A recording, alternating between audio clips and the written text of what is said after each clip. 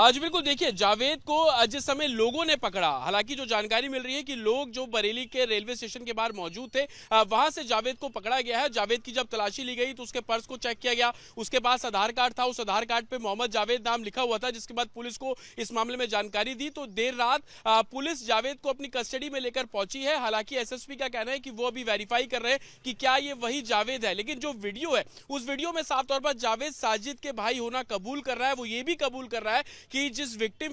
Family के 2 बच्चों को साजिद ने मारा, उससे उसके अच्छे संबंध थे। वो ये भी बता रहा है कि इस घटना के बाद वो दिल्ली चला जाता है, दिल्ली से वापस बदायूं जाने की कोशिश करता है। उसकी मंशा थी कि वो पुलिस को सरेंडर कर दे, लेकिन सबसे बड़ा सवाल ये कि बदायूं पुलिस की 4 टीमें इसकी तलाश में लगी हुई थी। वो बदायूं से दिल्ली पहुंच जाता है, दिल्ली से वापस बरेली आ जाता है, लेकिन पुलिस उसको ढूंढ पाने में नाकामयाब रही और यही कारण था कि अब जब जावेद पुलिस की गिरफ्त में है तो उससे पूछताछ की जाएगी। सबसे बड़ा सवाल इस केस में यही है कि कैसे इसकी हत्या की गई, इसकी प्लानिंग क्या थी, क्या मोटिव था इस घटना के पीछे, क्योंकि जावेद ये बात कबूल कर रहा है कि विक्टिम फैमिली से उससे अच्छे संबंध थे। घर में किस तरीके से साजिद को एक्सेस मिला, तमाम ऐसे सवाल होंगे जिसकी जांच अब पुलिस करने की कोशिश करेगी और जावेद क्या कुछ उगलेगा, इसको लेकर एक बड़ा सवाल अब खड़ा होता है। साथ ही विक्टिम फैमिली से जब हमने सुबह बात की थी,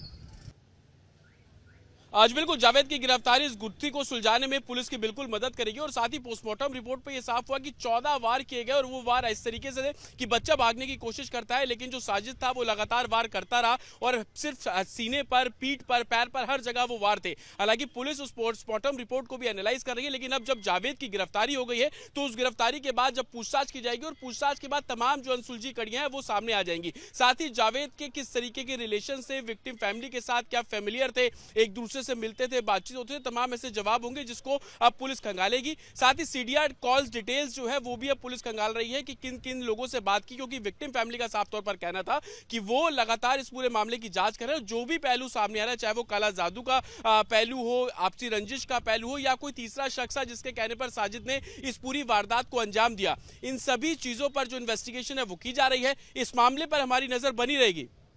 आज बिल्कुल देखिए, जावेद को जिस समय लोगों ने पकड़ा, हालांकि जो जानकारी मिल रही है कि लोग जो बरेली के रेलवे स्टेशन के बाहर मौजूद थे, वहां से जावेद को पकड़ा गया है। जावेद की जब तलाशी ली गई तो उसके पर्स को चेक किया गया, उसके पास आधार कार्ड था, उस आधार कार्ड पे मोहम्मद जावेद नाम लिखा हुआ था, जिसके बाद पुलिस को इस मामले में जानकारी दी तो देर रात पुलिस जावेद को अपनी कस्टडी में लेकर पहुंची है। हालांकि एसएसपी का कहना है कि वो अभी वेरीफाई कर रहे हैं कि क्या ये वही जावेद है, लेकिन जो वीडियो है उस वीडियो में साफ तौर पर जावेद साजिद के भाई होना कबूल कर रहा है। वो ये भी कबूल कर रहा है कि जिस फैमिली के 2 बच्चों को साजिद ने मारा, उससे उसके अच्छे संबंध थे। वो ये भी बता रहा है कि इस घटना के बाद वो दिल्ली चला जाता है, दिल्ली से वापस बदायूं जाने की कोशिश करता है। उसकी मंशा थी कि वो पुलिस को सरेंडर कर दे, लेकिन सबसे बड़ा सवाल ये कि बदायूं पुलिस की 4 टीमें इसकी तलाश में लगी हुई थी। वो बदायूं से दिल्ली पहुंच जाता है, दिल्ली से वापस बरेली आ जाता है, लेकिन पुलिस उसको ढूंढ पाने में नाकामयाब रही और यही कारण था कि अब जब जावेद पुलिस की गिरफ्त में है तो उससे पूछताछ की जाएगी। सबसे बड़ा सवाल इस केस में यही है कि कैसे इसकी हत्या की गई, इसकी प्लानिंग क्या थी, क्या मोटिव था इस घटना के पीछे, क्योंकि जावेद ये बात कबूल कर रहा है कि विक्टिम फैमिली से उससे अच्छे संबंध थे। घर में किस तरीके से साजिद को